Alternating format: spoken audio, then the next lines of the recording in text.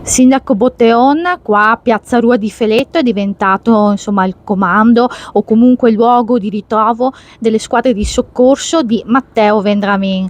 Matteo Vendramin, ricordiamo, è ragazzo di Campolongo scomparso e come vediamo sullo sfondo ci sono insomma le sue foto, iniziano a circolare anche nel paese. A che punto siamo? Chi è coinvolto nelle squadre di soccorso e quali zone sono state battute? Sì, allora diciamo che le zone battute sono da parte della protezione civile più la parte est di Rua fino a Casotto e Bagnolo, ma ovviamente i gruppi dei vigili del fuoco e delle unità cinofile hanno battuto anche altre parti evidentemente perché per allargare maggiormente il cerchio.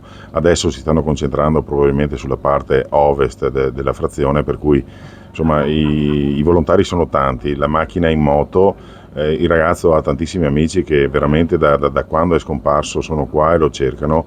Io spero veramente che Matteo possa se ha l'occasione per vedere anche questo video, possa ripensarci e tornare a Rua, perché veramente lo stanno aspettando in tanti. Sono stati ritrovati alcuni oggetti del ragazzo, tipo il cellulare, il portafoglio, il documento, qualcosa è stato ritrovato?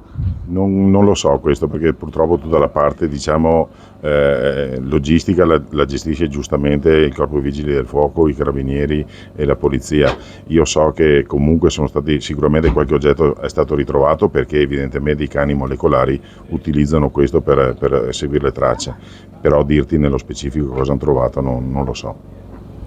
Però grazie a, insomma, ai filmati di telecamere di sorveglianza private è stato immortalato Matteo mentre si allontanava a piedi dalla sua auto, è corretto?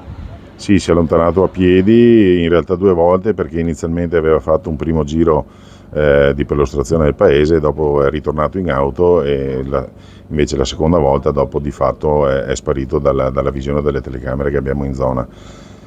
Il terreno, come ben sapete, è ampio, impervio in certi punti, non è facile, la vegetazione è ancora molto folta, per cui insomma, le ricerche sono difficili, però confidiamo che veramente, visto l'impegno che ci stanno mettendo tanti volontari, il risultato si possa ottenere. Più o meno c'è un'ipotesi di tragitto che può aver fatto a piedi?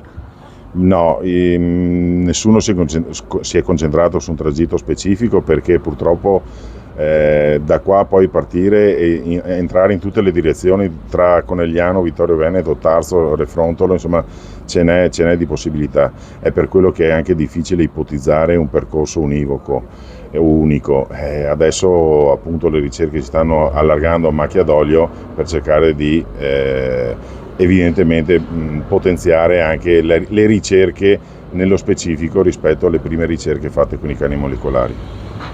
Allora abbiamo visto vigili del fuoco, carabinieri, protezione civile di San Pietro di Feletto, ma anche di comuni limitrofi. Ci sono in arrivo altre forze ulteriori per dare supporto a questi lavori di ricerca? Ma allora quando si mette in moto questa macchina evidentemente sono interessate tutte le protezioni civili.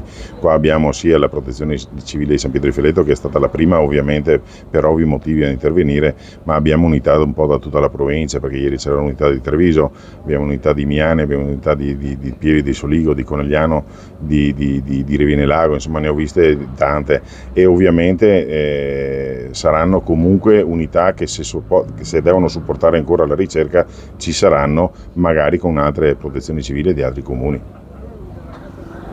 Un augurio, una speranza che lei vuole insomma esprimere in questo momento di emergenza?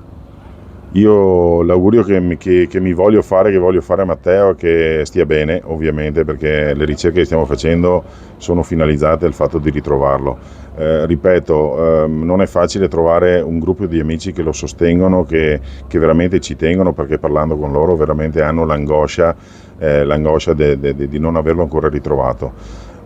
Spero vivamente insomma, che questa macchina che si è messa in moto in maniera molto importante, di questo devo ringraziare ovviamente le forze dell'ordine e tutti i volontari, serva veramente a ritrovare Matteo, che possa ritornare a casa e a passare alcune giornate insieme agli amici che lo stanno veramente aspettando, ovviamente oltre alla famiglia.